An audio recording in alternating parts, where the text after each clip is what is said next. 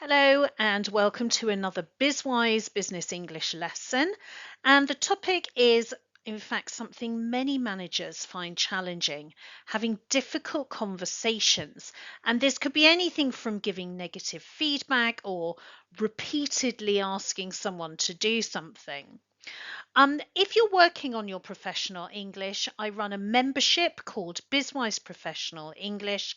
There's a free sample lesson linked below, and see if you'd like to join. But for now, let's get started on this lesson. Think about this. This is about giving feedback to people, but without offending them. What is the most difficult conversation you've had at work? Perhaps you had to give negative feedback. Perhaps someone gave you negative feedback. Perhaps you had to discipline someone. These are all difficult conversations to have. They would all be challenging. So think about that for a moment. You can stop the video and then when you're ready, continue on. So, all challenging types of conversation. And what will you learn today? How to use polite and diplomatic language for sensitive and difficult situations. We're going to look, the grammar focus is the third conditional to reflect and give feedback. Now, the third conditional really falls into the B2 kind of level of English. If you're not at that level, it might be difficult for you to follow everything, but take it slowly, step by step, and you will understand it. It's extremely useful when you are giving any kind of feedback. You're also going to learn specific vocabulary for constructive criticism. We never want to just criticize somebody. That's not very good for motivation. And we're going to really think about real life situations. Okay, let's move on. It does say take part in a live quiz. Don't worry. Actually, the live quiz is not part of this main lesson. It is something that's within the BizWise platform. But let's continue. So, which of these do you think is the hardest? Giving negative feedback, discussing lateness, talking about poor performance in general, addressing bad hygiene or asking someone to stop interrupting you. They're all a bit difficult, aren't they? And then why? Why are these conversations hard? Well, it's about emotions, isn't it? There is a risk of offending somebody. Hierarchies, it depends. Are you the manager? Are you the team member? What is the senior position? Even cultural differences can make conversations hard. So you've got to consider rather a lot of things. Now, let's look at 3 strategies that can help in these situations. We're going to look at phrases you can use to soften your language, what we call the feedback sandwich, which is a great technique when you do need to say something a little bit awkward, a bit negative, and the third conditional. So let's begin with softening phrases. These are some examples. When you begin the sentence, you could just say to someone, "Oh, I noticed that." And then when you say something maybe slightly critical, it's softened. It doesn't sound so direct. "I just wanted to raise something with you. Perhaps we could look at another way to do something, or it might be helpful to do XYZ. I wonder whether you've noticed." These are all very polite, gentle ways to start the phrases where you might follow it with something slightly negative. I've mentioned this before, but I'll mention it again for those of you who haven't seen all the videos. We are very conscious of politeness and being diplomatic in English. The main reason is that we do not have 2 versions of the word you.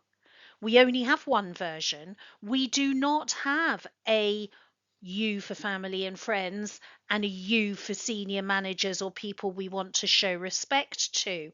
We don't have that. So we use lots of other words to make it sound polite. All right. So English, focus on politeness.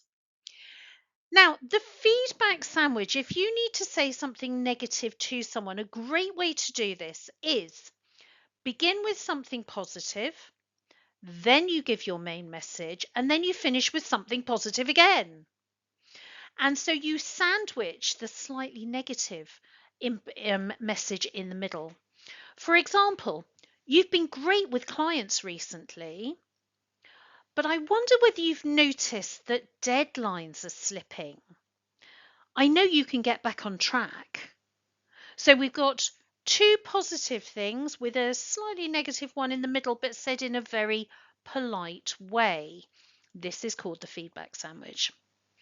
Now, we will put all of this together at the end. We're going to use softening, feedback sandwich, and the third conditional all together. And speaking of the third conditional, here it comes, right, using the third conditional. Now, first of all, the structure of it. Don't worry, it's actually not as complicated as it will first appear.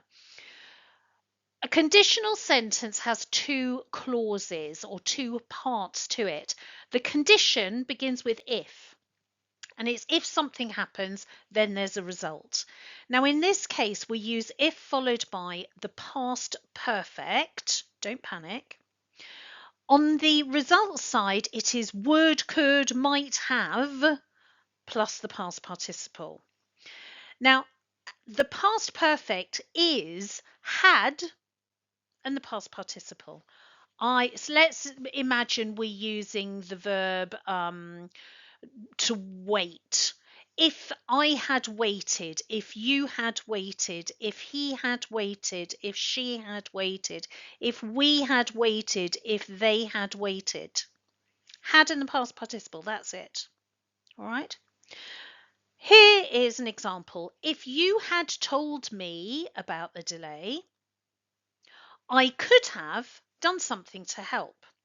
Now, the point of the third conditional is that we are imagining a different result. It is for something that's already happened. Think of it like one of those experiences where you've already done something, it is finished, maybe it wasn't very good, but you can use it as a learning experience. There are no such things as mistakes, they are all learning experiences, and using the third conditional is how we can talk about this. Let's look at it in a bit more detail. So we use the third conditional to reflect on a past event but imagine a different outcome. Okay, so imagine you know someone who fails an exam. You also know that they did not work very hard before the exam. So you could say, if you had studied more, if you had studied more, you would have passed the exam. Now, we can change the order of the clauses, and in fact, if you start with the result, you would have passed the exam if you had studied more. It's a slightly more gentle way of saying it. Right? If you begin with the if, it's a bit more direct. So, if you want to be softer, use the result followed by if.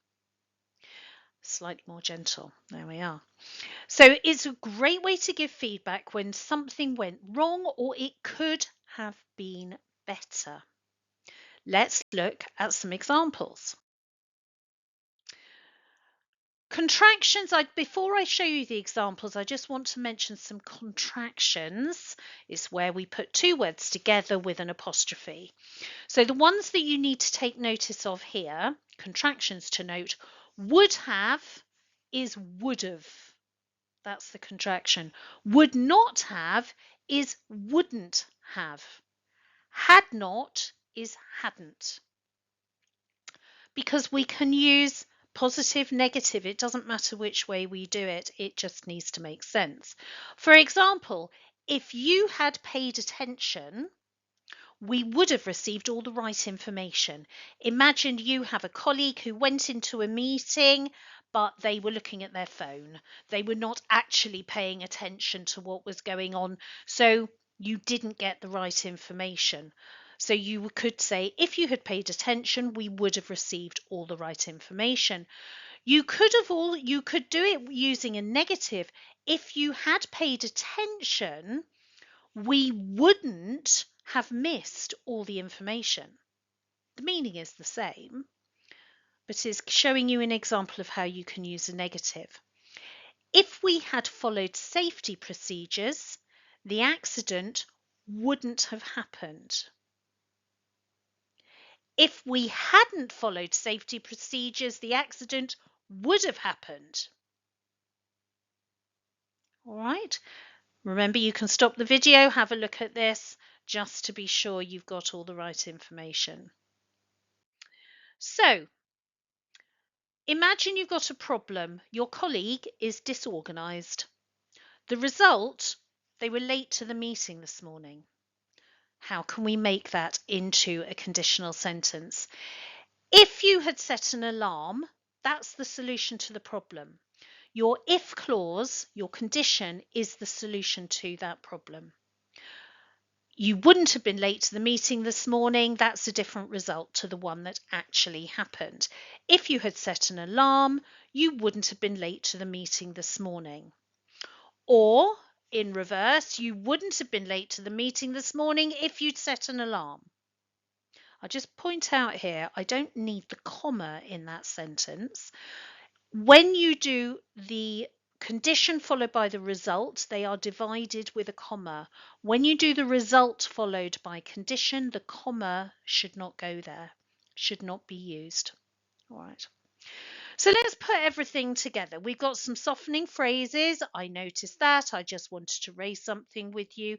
Perhaps we could look at another way too, or it might be helpful too. I wonder whether you've noticed. Third conditional, you wouldn't have been late to the meeting this morning if you'd set an alarm. So I could say, I just wanted to raise something with you.